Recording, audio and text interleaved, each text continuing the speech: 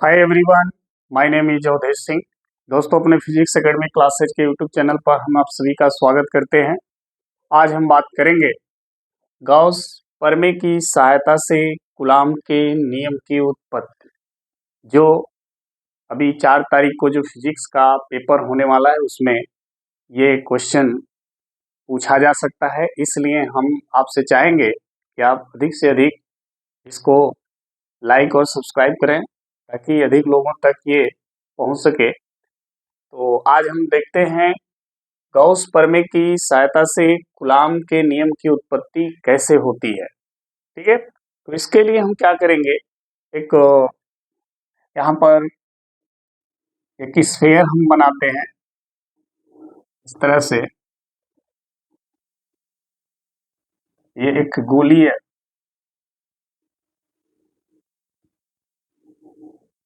जी। इस तरह से हमने एक गोली है इस बना लिया। इसका ये केंद्र है।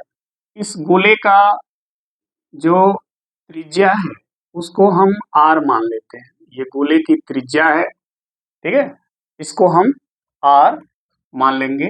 ये आर त्रिज्या का एक गोलीय चालक है, ठीक है। इसके केंद्र पर क्यू कूलाम का आवेश रख देते हैं। तो ये क्यू कूलाम का आवेश क्या करेगा, अपने चारों तरफ वैद्युत क्षेत्र उत्पन्न करेगा।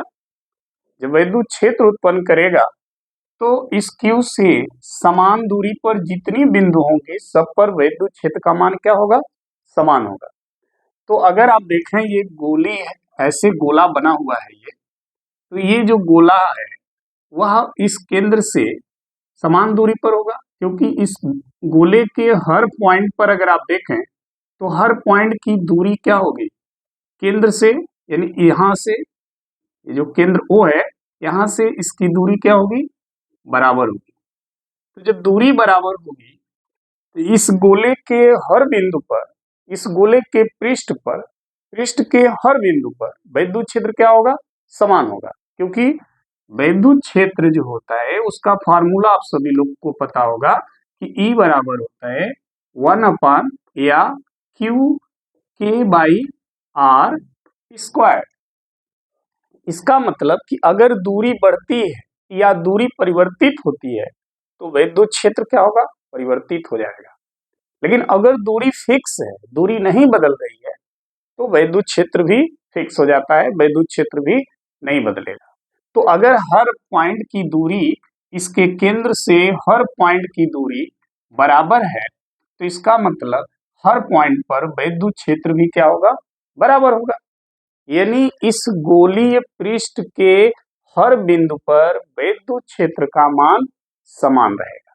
तो जो वैद्युत क्षेत्र इस पृष्ठ पर होगा वही वैद्युत क्षेत्र यहाँ भी होगा, या जो वैद्युत क्षेत्र इस बिंदु पर होगा वही वैद्युत क्षेत्र इस पृष्ठ के सभी बिंदुओं पर होगा। क्योंकि सभी बिंदुएं इस केंद्र से क्या हैं, समान दूरी पर है, और दूरी समान होने पर वैद्युत क्षेत्र भी समान होता है। दूरी बदलेगी तो वैद्युत क्षेत्र बदल जाएगा, ठीक है। तो देखिए, अगर हम यहाँ पर एक बिंदु ले लें, इस गोलीय पृष्ठ पर एक हमने बिंदु ले लिया, ठीक है। इस बिंदु पर वैद्युत क्षेत्र कितना होगा, मान लिया वैद्युत क्षेत्र कितना होगा, E, और उस वैद्युत क्षेत्र की दिशा होगी बाहर की ओर, क्योंकि ये धन आवेश है, और धन आवेश के कारण वैद्युत क्षेत्र की दिशा क्या होती है, बाहर की ओर होती है। तो इस बिंदु पर इस आवेश के कारण वैद्युत क्षेत्र की दिशा क्या होगी, बाहर की ओर होगी। ये हो गया आपका वेक्टर E, ठीक है। अच्छा, इस बिंदु के चारों एक छोटा सा हम पृष्ठ ले लें, एक छोटा सा पृष्ठ ले लेते हैं इसके चारों ओर, और उस पृष्ठ का परिमाण हम मान लेते हैं क्या, dA, ठीक है। तो इस छोटे से पृष्ठ की भी दिशा होती है। आप जानते हैं भौतिकी में कोई भी पृष्ठ है तो उसके अक्ष परिमाण के साथ साथ उसकी दिशा भी होती है, और दिशा क्या होती है, उस पृष्ठ के लंबवत बाहर की ओर। तो अगर ये छोटा सा पृष्ठ अगर हम लेते हैं, ये छोटा सा, तो इसकी भी दिशा किधर होगी, लंबवत बाहर की ओर, ये भी बाहर की ओर होगा, जिसे हम वेक्टर dA लिखते हैं। यहां पर देखें दोनों की दिशा क्या है, सेम है। इस पॉइंट पर पृष्ठ की भी दिशा बाहर की ओर और वैद्युत क्षेत्र की भी दिशा बाहर की ओर, दोनों सेम दिशा में है, तो यहाँ पर थीटा क्या बनेगा, 0 डिग्री। थीटा बन जाएगा 0 डिग्री, ठीक है, थीटा 0 डिग्री हो जाएगा। तो इस छोटे से पृष्ठ से होकर गुजरने वाला वैद्युत फ्लक्स कितना होगा, इस छोटे से पृष्ठ से होकर गुजरने वाला वैद्युत फ्लक्स का मान क्या होगा। तो देखिए, छोटे से पृष्ठ से, तो पृष्ठ अगर छोटा है तो वैद्युत फ्लक्स भी क्या होगा, छोटा होगा, कम होगा। तो देखिए, छोटे से पृष्ठ से होकर गुजरने वाला वैद्युत फ्लक्स हो जाएगा D phi equal to vector E dot vector D A. ये हो जाएगा इस छोटे से पृष्ठ से गुजरने वाले वैद्युत फ्लक्स का मान। क्लियर है। चलिए, इसी को अगर एक छोटे से पृष्ठ की बात की हमने, अगर इस पूरे गोली पृष्ठ की बात करें तो देखिए, संपूर्ण गोली पृष्ठ से गुजरने वाले की अगर बात करेंगे तो संपूर्ण गोलीय पृष्ठ से गुजरने वाला वैद्युत फ्लक्स, संपूर्ण गोली पृष्ठ से गुजरने वाला वैद्युत फ्लक्स। तो जब संपूर्ण गोली पृष्ठ की बात करेंगे तो ये गोली पृष्ठ ऐसे ही छोटे छोटे पृष्ठों से बना होगा। तो ऐसे एक छोटे से पृष्ठ से गुजरने वाला विद्युत फ्लक्स इतना है, तो ऐसे बहुत पृष्ठ होंगे, तो सभी पृष्ठों को क्या करेंगे, जोड़ेंगे। तो जोड़ने के लिए हम क्या करेंगे, इसी का दोनों तरफ समाकलन कर देंगे। समाकलन ये हो जाएगा, समाकलन का चिन्ह है D phi equal to integral vector E dot vector D A. देखिए, इसका समाकलन क्या होता है, फाई, बट इसको आप फार्मूला में पहले लिख लें, E vector E dot D vector D ए का मान होता है E D A cos theta. जैसे कि हम फर्स्ट ईयर क्लास में हम पढ़े होंगे कि vector A dot vector B बराबर हम क्या लिखते हैं, ए बी कॉस थीटा लिखते हैं। Vector A dot vector B बराबर हम क्या लिखते हैं, ए बी कॉस थीटा, ठीक है। उसी तरह से वेक्टर ए वेक्टर बी की जगह क्या है, vector E dot vector D ए। तो जब ए बी को ए बी कॉस थीटा लिख सकते हैं, तो vector E dot vector D ए को आप E D A cos theta लिख सकते हैं। अब यहां पर आप देखें, चूंकि थीटा यहां पर क्या है, 0 डिग्री, तो यहाँ पे थीटा की वैल्यू आप क्या रखेंगे, 0। तो ये हो जाएगा cos 0, और cos 0 का मान होता है 1, तो इसका मान हो जाएगा 1। तो आपके पास बचा क्या, फाई इक्वल टू बचा close integral E D A, ये बचा। ई को आप बाहर कर दीजिए, आउट ऑफ इंटीग्रल कर दीजिए, तो ई आउट ऑफ इंटीग्रल हो जाएगा, तो ये हो जाएगा डी ए, ठीक है। अब ध्यान दीजिएगा, क्लोज इंटीग्रल डी ए मतलब ऐसे ही छोटे छोटे सभी पृष्ठों का क्षेत्रफल कितना होगा, जितना इस पूरे गोलीय पृष्ठ का क्षेत्रफल होगा। भाई, ऐसे छोटे छोटे पृष्ठों को आप जोड़ोगे तो एक गोला ही तो बनेगा। तो पूरे पृष्ठ का क्षेत्रफल किसके बराबर होगा, गोले के क्षेत्रफल के बराबर। यानी इसका जो मान होगा वो हो जाता है ई 4 पाई आर स्क्वायर। इतने का जो मान है वो ये है। यहाँ पे आप चाहे तो लिख सकते हैं, चूंकि क्लोज इंटीग्रल डी ए का मान होता है 4 पाई आर स्क्वायर, तो इतने के जगह हमने 4 पाई आर स्क्वायर रख दिया। क्लियर है, ये हो गया आपका, ठीक है, इक्वल टू इतना, ठीक है, फाई इक्वल टू हो गया ई 4 पाई आर स्क्वायर। क्लियर। अब यहां से अगर हम ई का मान ज्ञात करें तो ई का मान क्या हो सकता है, या फाई का मान यहां पे रख दें, फाई का मान गॉस परमे से अगर आप देखें, गाउस परमे को अगर अप्लाई करें, क्योंकि गाउस परमे की सहायता से ही कूलाम का नियम निकालना है, तो जाहिर सी बात है इसमें गाउस का परमे लगाना पड़ेगा आपको।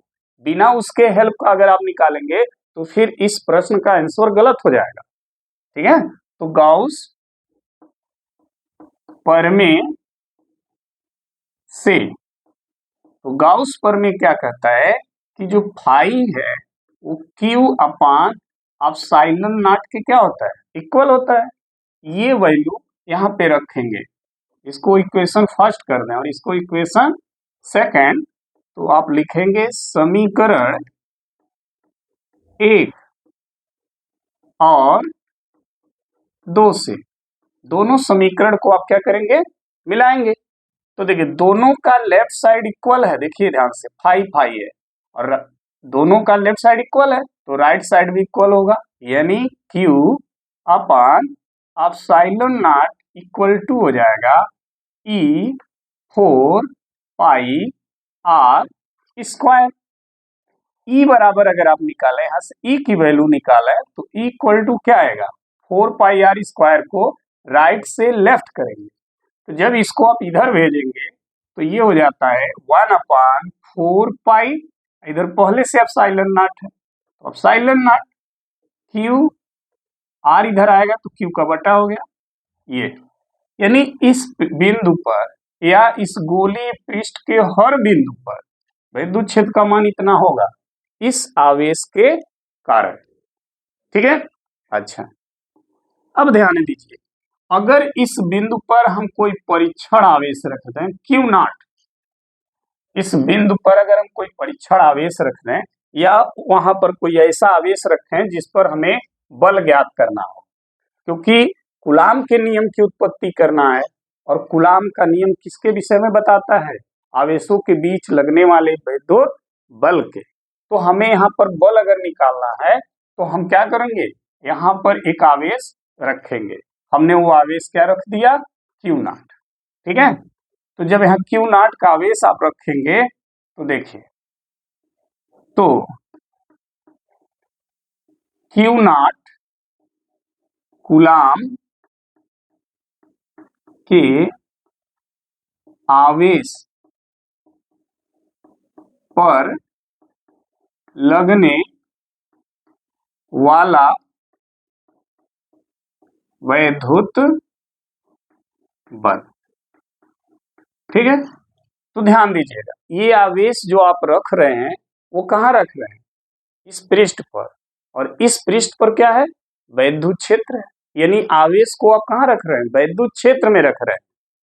ठीक है, और जब कोई आवेश विद्युत क्षेत्र में होता है ना तो उस पे जो बल लगता है वो होता है क्यू नॉट इंटू ई के इक्वल। ठीक है, तो F इक्वल टू हो जाएगा क्यू नॉट और E का मान आपने पहले निकाल चुका है, यहाँ पे आप रख देंगे 1 अपान 4 pi epsilon not Q by R square.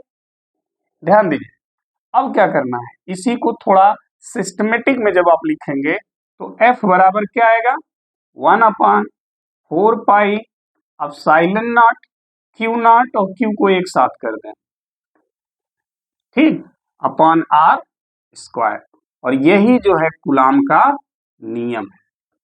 ठीक है, कूलाम ने इसी वैद्युत बल के विषय में बात किया था अपने नियम में। ठीक है, तो इस तरह से हम गाउस परमी की सहायता से कूलाम के नियम का उत्पत्ति कर सकते हैं। ठीक है, ये एग्जाम में कई बार पूछा भी गया है और अब की बार इसका चांस जो है ज्यादा है, इसलिए हम चाहेंगे कि आप इसको अच्छे तरीके से तैयार कर लें।